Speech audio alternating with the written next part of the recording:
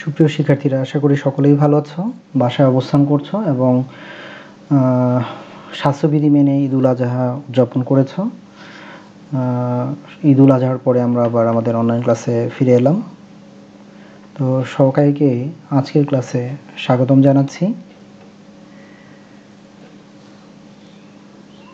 তো আজকের পাঠ আমাদের যে আমরা আজকে পঞ্চম শ্রেণীর দশম অধ্যায় প্রাথমিক গণিত জ্যামিতি অর্থাৎ পাঠ্যাংশ রম্বস নিয়ে আলোচনা করব। এর আগে আমরা আয়তক্ষেত্র নিয়ে আলোচনা করেছিলাম আগের ক্লাসে। তাহলে এই পাঠ থেকে বা আজকের যে আমরা এই সেশন থেকে আমরা কি শিখতে পারবো? তাহলে নির্দেশনা অনুসারে রম্বস আঁকতে পারবে, অর্থাৎ আজকের ক্লাস যদি তোমরা খুব ভালোভাবে মনোযোগ সহকারে অংশগ্রহণ করো এবং বাসায় তা থেকে অনুশীলন করো, তাহলে তোমরা খুব সহজেই কি করতে পারবে? রম্বস অঙ্কন করতে পারবে। একটি রম্বস অঙ্কন করো যার একটি বাহুর দৈর্ঘ্য 4 সেন্টিমিটার এবং একটি কোণ 45 ডিগ্রি। এবং অঙ্কিত রম্বসের কি লিখতে পারবে? বৈশিষ্ট্য লিখতে পারবে। তাহলে শিক্ষার্থীরা এখানে দেখো কি যে চিত্রগুলো পর্যবেক্ষণ করো। এখানে দুটো চিত্র দেওয়া হয়েছে। তাহলে এগুলোকে কি বলা হয়? এ ধরনের চিত্রকে আমরা কি বলতে পারি? তাহলে এগুলো কোন ধরনের চতুর্ভুজ? প্রথমত এই দুটি চিত্রই চতুর্ভুজ, যেহেতু 4টি বাহু দ্বারা কি রয়েছে? সীমাবদ্ধ রয়েছে। তাহলে আমরা বলতে পারি যে 4টি বাহু দ্বারা সীমাবদ্ধ ক্ষেত্রকে চতুর্ভুজ বলে। এবং এই দুটোই চতুর্ভুজ, কিন্তু এটা চতুর্ভুজ হলেও এটি কি রয়েছে? আরও একটি নাম রয়েছে। তাহলে তাকে কি বলে? তাকে রম্বস বলে। অর্থাৎ রম্বস কি? যে চতুর্ভুজের প্রত্যেকটি বাহু পরস্পর সমান এবং কোণগুলো কি নয়? সমকোণ নয়, ওর একটি কোনো সমকোণ নয়, তাকে কি বলে? তাকে রম্বস বলে। তাহলে এই চিত্রগুলোকে কি বলা হয়? রম্বস বলা হয়। তাহলে আমরা আজকে রম্বস কিভাবে আঁকতে হয় তা দেখব এবং রম্বসের বৈশিষ্ট্যগুলো কি করব? আলোচনা করব।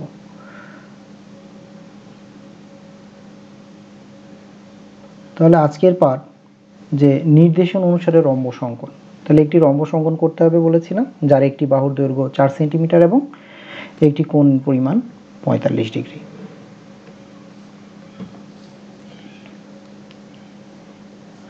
তাহলে আমরা যে নির্দেশনা আছে যে একটি চতুর্ভুজ আঁকতে হবে যার প্রত্যেকটি বাহুর দৈর্ঘ্য 4 সেন্টিমিটার এবং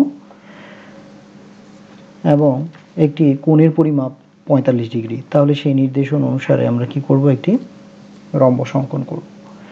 তাহলে রম্বস অঙ্কনের জন্য প্রথমে আমাদের কি করতে হবে? ভূমি অক্ষ সমান্তরাল একটি রুলারের সাহায্যে 4 সেন্টিমিটার মেপে কি করতে হবে? একটি 4 সেন্টিমিটারের ভূমি অক্ষ সমান্তরাল রেখা আঁকতে হবে।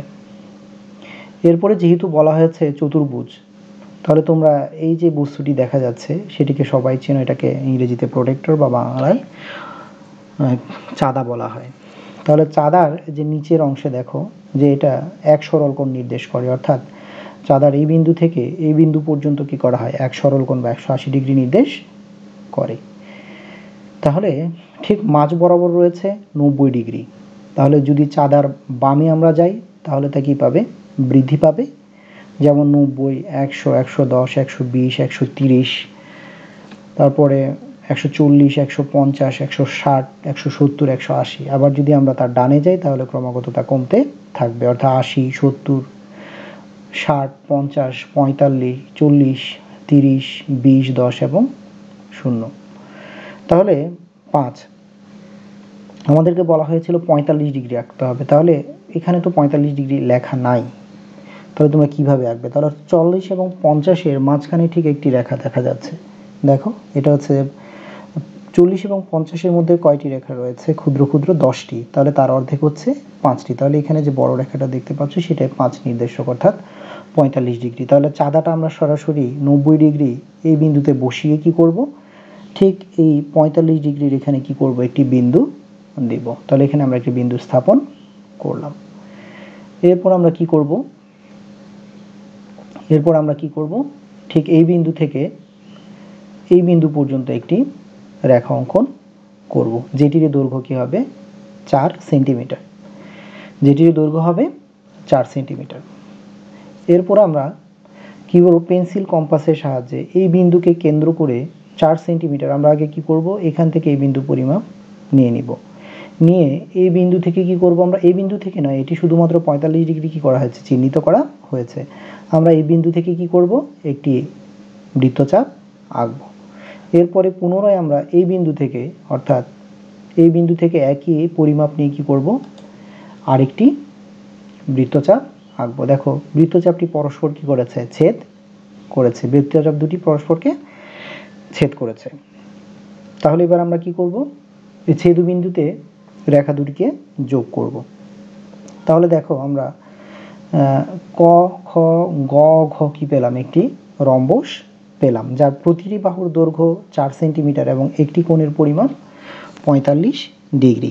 তো একটি কৌশল মনে রাখবে যে রম্বসের বিপরীত কোণগুলো পরস্পর সমান, রম্বসের বিপরীত কোণগুলো পরস্পর সমান। তাহলে ক খ গ অর্থাৎ খ কোণ যদি 45 ডিগ্রি হয়, অর্থাৎ তার বিপরীত হচ্ছে ঘ কোণ, অবশ্যই কি হবে, 45 ডিগ্রি হবে। তাহলে চিত্রে ক খ গ ঘ একটি রম্বস, ইহার একটি বাহু ক খ সমান, অর্থাৎ ক খ সমান 4 সেন্টিমিটার এবং একটি কোণ ক খ গ সমান কত ডিগ্রি, 45 ডিগ্রি।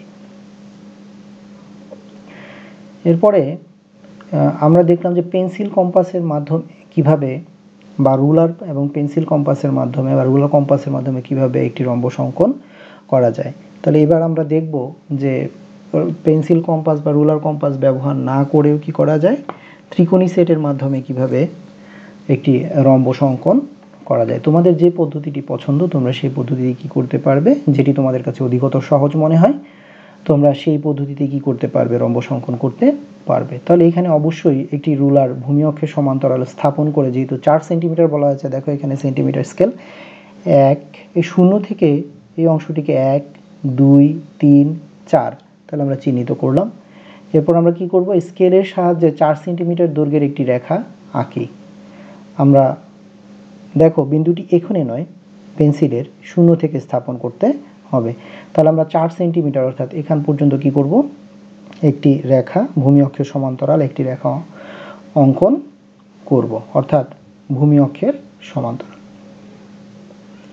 এরপর আমরা কি করব, দ্বিতীয় ধাপে চাঁদা ব্যবহার করে 45 ডিগ্রি কোণ অঙ্কন করতে হবে। অর্থাৎ দুটি পদ্ধতিতে, রুলার পেন্সিল কম্পাস পদ্ধতি এবং ত্রিকোণী সিট পদ্ধতি, দুটি পদ্ধতিতে কি করতে হবে, আমাদেরকে চাঁদা ব্যবহার করে 45 ডিগ্রি কোণ এঁকে নিতে হবে। তোমরা একটু আগেই দেখেছো রুলার এবং পেন্সিল কম্পাস ব্যবহার করে আমরা কি করেছিলাম, কিভাবে রম্বস অঙ্কন করেছিলাম এবং সেখানে কিভাবে আমরা 45 ডিগ্রি অঙ্কন করেছি। তাহলে আমরা আবার কি করব, আবার আমরা চাঁদার কি করব, 90 ডিগ্রির এখানে কি করব, এই প্রান্তবিন্দুতে, এই রেখাটি প্রান্তবিন্দুতে স্থাপন করব। এবং এখান থেকে বলেছিলাম যে চাঁদার নিচের অংশের ডান দিকে 40 এবং 45-এর ঠিক মাঝখানে কি রয়েছে, 5 নির্দেশক একটি রেখা রয়েছে। তাহলে এখানে আমরা কি করব, একটি বিন্দু স্থাপন করব। কিসের মাধ্যমে, পেন্সিলের মাধ্যমে একটি বিন্দু স্থাপন করতে। এই বিন্দু কি নির্দেশ করছে, এই বিন্দু বরাবর যে রেখা, অর্থাৎ সেই রেখাটি হবে কি 45 ডিগ্রি।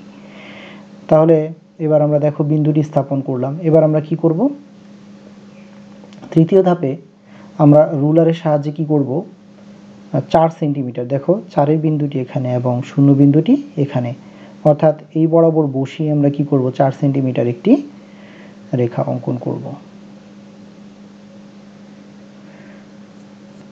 তাহলে আমরা 45 ডিগ্রি একটি কোণ পেয়ে গেলাম এবং ভূমি অক্ষের সমান্তরাল একটি রেখা এবং এখানে আরেকটি রেখা পেলাম, যেটি নির্দেশ করছে যে এটির কোণের পরিমাপ কি পরিমাণ, 45 ডিগ্রি। তাহলে চতুর্থ ধাপে কি করতে হবে, যেহেতু আমাদেরকে রম্বস অঙ্কন করতে বলেছে, তাহলে রম্বসের কয়টি বাহু, রম্বস একটি চতুর্ভুজ যার কি রয়েছে, 4টি বাহু রয়েছে। তাহলে ত্রিকোণী সেট ব্যবহার করে দ্বিতীয় ধাপে অঙ্কিত রেখার সমান্তরাল কি করতে হবে, আমাদেরকে সমান্তরাল একটি রেখা অঙ্কন করতে হবে। তাহলে একটি ত্রিকোণী সেট আমরা এখানে বসাবো এবং আরেকটি ত্রিকোণী সেট আমরা এখানে বসাবো এবং এই কোণা বরাবর এটিকে আমরা কি করব, চেপে ধরব। চেপে ধরে ঠিক এই ধার বরাবর আমরা কি করব, ত্রিকোণী সেটটিকে নিচের দিকে নামাবো এবং কোন বিন্দু পর্যন্ত, এই বিন্দু পর্যন্ত। তাহলে এরপর কি করব, আমরা এই বিন্দু থেকে একটি রেখা পুনরায় সমান্তরাল রেখা অঙ্কন করব। এটা বড় হতে পারে, অনেক বেশি বড় হতে পারে, তবে ছোট হওয়া যাবে না। যেহেতু 4 সেন্টিমিটার আমাদের এখানকার নির্দেশ করেছে, তাহলে একটু চোখের আন্দাজে আমাদের কি করতে হবে, এইটুকু বা এর চেয়ে বেশি অঙ্কন করতে হবে। তাহলে এর পরের ধাপে দেখো আমরা কি করব, তাহলে রম্বসের 4টি বাহু, তার মধ্যে 3টি বাহু এবং একটি কোণ অঙ্কন করা হয়ে গেছে, এখানে একটা কোণ সৃষ্টি হয়েছে। তাহলে আমাদের পরবর্তী বাহু আমাদেরকে কি করতে হবে, অঙ্কন করতে হবে। তাহলে এই ক্ষেত্রে দ্বিতীয় ধাপে অঙ্কিত রেখার 4 সেন্টিমিটার কি করি আমরা চিহ্নিত করি। তাহলে এখান থেকেও এই যে রেখাটি আছে, তাহলে এটারও কি করতে হবে, আমাদেরকে 4 সেন্টিমিটার চিহ্নিত করতে হবে।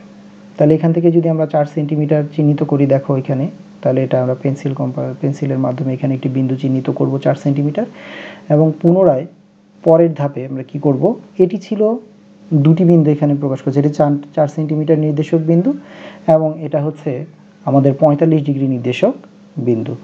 তাহলে এর পরের ধাপে আমরা কি করব, আরেকটি বাহু, আর তৃতীয় ধাপে অঙ্কিত রেখার 4 সেন্টিমিটার চিহ্নিত করি, অর্থাৎ তৃতীয় ধাপে আমরা এই রেখাটি অঙ্কন করেছি, তাহলে এই রেখার কি করব আমরা 4 সেন্টিমিটার চিহ্নিত করব। একইভাবে আমরা রুলারটাকে এখানে বসিয়ে 0 থেকে 4 সেন্টিমিটার এখানে একটি বিন্দু স্থাপন করব। তাহলে যেহেতু আরেকটা বাহু আমাদেরকে অঙ্কন করতে হবে, তাহলে এই অনুযায়ী আমাদের 4 সেন্টিমিটার নির্দেশক দুটি বিন্দু রয়েছে, এখানে 4 সেন্টিমিটার নির্দেশক একটি বিন্দু রয়েছে এবং এখানে কি রয়েছে, 4 সেন্টিমিটার নির্দেশক আরেকটি বিন্দু রয়েছে। তাহলে পরস্পর এই দুইটি বিন্দুকে আমরা পরের ধাপে কি করব, যোগ করে দিব। তাহলে চতুর্থ ধাপে চিহ্নিত বিন্দুদ্বয় স্কেলের সাহায্যে কি করব, আমরা সংযুক্ত করি। তাহলে স্কেলের সাহায্যে আমরা কি করব, এটা সংযুক্ত করব। তাহলে স্কেল বসিয়ে আমরা কি করব, এই বিন্দু এবং এই বিন্দু, দুটি বিন্দু কি করব, সংযুক্ত করব। তো শূন্য বিন্দু থেকে 4 সেন্টিমিটার, দেখো এখানে বরাবর 4 সেন্টিমিটার হয়েছে, কারণ এই তিনটি বাহুর পরিমাপও 4 সেন্টিমিটার, সুতরাং এটিও কি হবে, 4 সেন্টিমিটার হবে। তাহলে এটা আমরা কি করব, এখন যুক্ত করব। তাহলে এটি কি হয়ে গেল, ত্রিকোণের সেটির মাধ্যমে আমরা কি অঙ্কন করলাম, একটি রম্বস অঙ্কন করলাম। এর হচ্ছে দুটি পদ্ধতি, একটি তোমরা রুলার এবং পেন্সিল কম্পাসের সাহায্যে অঙ্কন করতে পারবে এবং আরেকটি ত্রিকোণী সেটের মাধ্যমে, রুলার এবং ত্রিকোণী সেটের মাধ্যমে অঙ্কন করতে পারবে।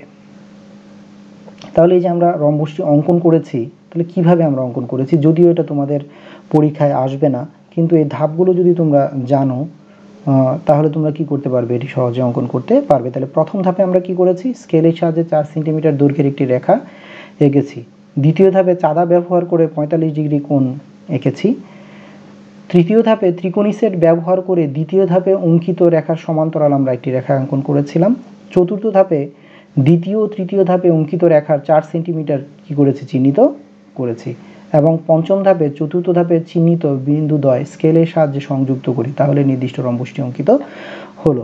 এটা আসবে না একেবারেই বলা যাবে না, হয়তো আসতেও পারে, তবে এখনও এ ধরনের অঙ্কনের বিবরণ সহ জ্যামিতি তোমাদের আসেনি। সবসময় এসেছে যে নির্দিষ্ট দৈর্ঘ্যের একটি চতুর্ভুজ, ট্রাপিজিয়াম, সামন্তরিক, রম্বস বা বর্গ অঙ্কন করে তার 3টি বা 2টি বৈশিষ্ট্য লিখো।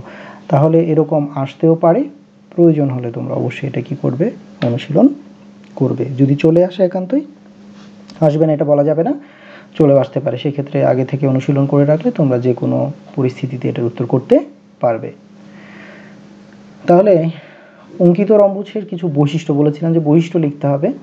তাহলে বৈশিষ্ট্যগুলো কি কি, তাহলে দেখো এখানে 4টি বাহু রয়েছে এবং 4টি বাহুই পরস্পর সমান। তাহলে রম্বসের প্রথম বৈশিষ্ট্য কি, বাহুগুলো পরস্পর সমান, অর্থাৎ প্রত্যেকটি বাহুর দৈর্ঘ্য 4 সেন্টিমিটার, অর্থাৎ ক খ বাহু, খ গ বাহু এবং গ ঘ বাহু সমান, ঘ ক বাহু সমান 4 সেন্টিমিটার, অর্থাৎ এই প্রত্যেকটি বাহুই কী হবে, সমান হবে। তাহলে দ্বিতীয় বৈশিষ্ট্য যে চিত্রে ক খ একটি রম্বস এবং এর বিপরীত বাহুগুলো পরস্পর সমান্তরাল, বিপরীত বাহুগুলো পরস্পর সমান্তরাল, অর্থাৎ একটি আরেকটিকে ছেদ বা স্পর্শ করবে না। তাহলে এই যে বিপরীত বাহুগুলো পরস্পর কি একটি আরেকটির সমান্তরাল এবং তারা পরস্পরকে কোনোভাবেই ছেদ বা স্পর্শ করে না, অর্থাৎ ক খ বাহু ও গ ঘ বাহু এবং খ গ বাহু ও ঘ ক বাহু পরস্পর সমান্তরাল। এর পরের বৈশিষ্ট্য দেখতে পাচ্ছি যে কোণ, তাহলে প্রথম কোণটি ক খ গ কোণ সমান 45 ডিগ্রি। পরের কোণটিও যেহেতু বলা হয়েছিল যে, আমি এর আগের আলোচনায় বলেছি যে যে কোণটি অঙ্কিত হবে তার বিপরীত কোণটি সমান হবে, অর্থাৎ যদি খ কোণ 45 ডিগ্রি হয় তাহলে অবশ্যই ঘ কোণ কী হবে, 45 ডিগ্রি হবে। তাহলে একটি চতুর্ভুজের মোট পরিমাপ হচ্ছে 360 ডিগ্রি, তাহলে এই দুটি পরিমাপ যদি আমরা করি 45 ডিগ্রি 45 ডিগ্রি 90 ডিগ্রি, এবং বাকি যে দুটুকু রইল তা হবে কি, এই দুটি কোণের পরিমাপ এর সমান। তাহলে এখানে দেখা যাচ্ছে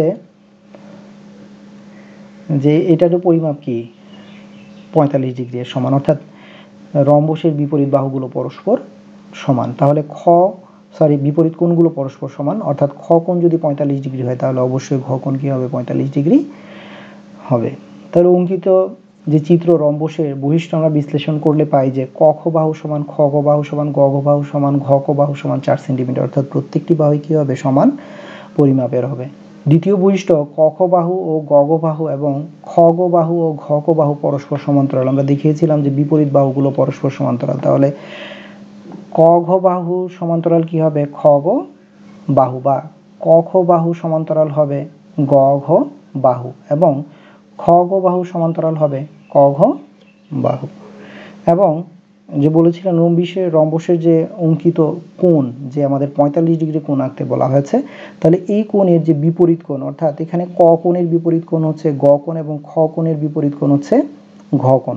তাহলে এই কোণটি হবে কি অবশ্যই তার বিপরীত কোণ পরস্পর সমান হবে। যদি খ কোণ 45 ডিগ্রি হয় অবশ্যই ঘ কোণ কি হবে 45 ডিগ্রি হবে। তাহলে এখানে ক খ গ কোণ যদি 45 ডিগ্রি হয় তাহলে কি হবে গ ঘ ক কোণ অবশ্যই কি হবে 45 ডিগ্রি হবে। তাহলে এই যে অঙ্কিত রম্বসের তার তিনটি বৈশিষ্ট্য নিম্নরূপ।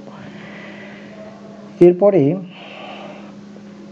আমরা যদি মূল্যায়ন অংশে যাই, যে আজকের যে আলোচনা, সে আলোচনা থেকে আমরা আসলে কি শিখলাম, কি জানতে পারলাম। তাহলে আমরা কি জানতে পারলাম? তাহলে আমরা জানতে পারলাম যে অঙ্কিত রম্বসে কয়টি 45 ডিগ্রি কোণ উৎপন্ন হয়েছে। তাহলে আমি বলেছিলাম যে একটি 45 ডিগ্রি কোণ আঁকতে বলা আছে, যে একটি রম্বস অঙ্কন করো যার প্রত্যেকটি বাহুর দৈর্ঘ্য 4 সেন্টিমিটার এবং একটি কোণের পরিমাপ 45 ডিগ্রি। তাহলে 45 ডিগ্রি কোণ যে কোণটি আঁকা হয়েছিল তার বিপরীত কোণও কি হবে বলেছিলাম যে রম্বসের বিপরীত কোণগুলো পরস্পর সমান, তাহলে বিপরীত কোণটিও কি হবে 45 ডিগ্রি হবে। তাহলে অঙ্কিত রম্বসের কয়টি 45 ডিগ্রি কোণ উৎপন্ন হয়েছে? তাহলে এটা সঠিক উত্তর হবে গ, অর্থাৎ তার দুটি 45 ডিগ্রি কোণ উৎপন্ন হয়েছে। এরপর রম্বসের সবগুলো বাহু পরস্পর কিরূপ? তাহলে বলেছি যে রম্বস এবং বর্গ এমন একটি চতুর্ভুজ যার প্রত্যেকটি বাহু পরস্পর সমান। তাহলে রম্বসের প্রত্যেকটি বাহু সমান এবং কোণগুলো সমকোণ নয়, বা রম্বসের বিপরীত কোণগুলো পরস্পর সমান। এবং বর্গের ক্ষেত্রে বর্গ এমন একটি চতুর্ভুজ যার প্রত্যেকটি বাহু সমান এবং কোণগুলো সমকোণ এবং প্রত্যেকটি কোণে 90 ডিগ্রির সমান, কিন্তু রম্বসের ক্ষেত্রে বিপরীত কোণগুলো পরস্পর সমান। তাহলে সবগুলো বাহু কিরূপ হবে? অবশ্যই সমান হবে, অর্থাৎ রম্বসের প্রত্যেকটি বাহু পরস্পর সমান। তাহলে আজকের আলোচনার ভিত্তিতে তোমাদের একটা বাড়ির কাজ রয়েছে, তোমরা বাসায় এটা চেষ্টা করবে অবশ্যই। তাহলে এই ক্লাসটি যদি তোমরা মনোযোগ সহকারে করে থাকো বা বারবার তোমরা দেখে থাকো, বাসায় এটি দেখে যদি তোমরা অঙ্কন করার চেষ্টা করো, তাহলে যেই রম্বসটি আমরা অঙ্কন করেছিলাম যার প্রত্যেকটি বাহুর দৈর্ঘ্য 4 সেন্টিমিটার এবং কোণের পরিমাপ 45 ডিগ্রি, তাহলে এখানে একটি রম্বস অঙ্কন করবে যার একটি বাহুর দৈর্ঘ্য 3.5 সেন্টিমিটার এবং একটি কোণের পরিমাপ 60 ডিগ্রি। তাহলে দুটি পদ্ধতি এখানে উল্লেখ করা হয়েছিল, একটি হচ্ছে যে পেন্সিল, কম্পাস এবং রুলারের সাহায্যে, এবং আরেকটি হচ্ছে যে রুলার এবং সেট স্কোয়ারের মাধ্যমে বা ত্রিকোণী সেটের মাধ্যমে। তাহলে যে পদ্ধতিটি তোমাদের কাছে সহজ মনে হয় তাহলে সেই পদ্ধতিতে তোমরা কি করবে, এটি অঙ্কন করবে। তো আজকের জন্য এতটুকুই। আশা করি তোমরা আজকের ক্লাসে যে আলোচনা হয়েছে তা বুঝতে পেরেছো, এবং তা অবশ্যই তোমরা বাসায় কি করবে, অনুশীলন করবে। যদি অনুশীলন না করে তাহলে অবশ্যই কি করতে পারবে না, সেটি আঁকতে পারবে না। যেহেতু তোমাদের জ্যামিতি অবশ্যই থাকবে এবং ওখান থেকে 12 নম্বরের অ্যান্সার তোমাদেরকে করতে হবে, তাহলে এই ধরনের জ্যামিতি তোমাদের পিইসি পরীক্ষায় বা প্রাথমিক শিক্ষা সময় পরীক্ষায় আসবে। তাহলে তোমরা এটা প্র্যাকটিস করবে, বাসায় থাকবে, বাসায় থেকে এটা অনুশীলন করবে, এবং যে বাড়ি কাজটা দিয়েছি সেই বাড়ি কাজটি কি করবে, বাসায় সম্পন্ন করবে। তো সবাই বাসায় অবস্থান করবে, ভালো থাকবে, সুস্থ থাকবে, এবং যে বাড়ি কাজটা দিয়েছি সেটি বাসায় বসে সম্পন্ন করবে। তো আজকের ক্লাসে অংশগ্রহণ করার জন্য সবাইকে ধন্যবাদ জানিয়ে এখানেই শেষ করছি। ধন্যবাদ।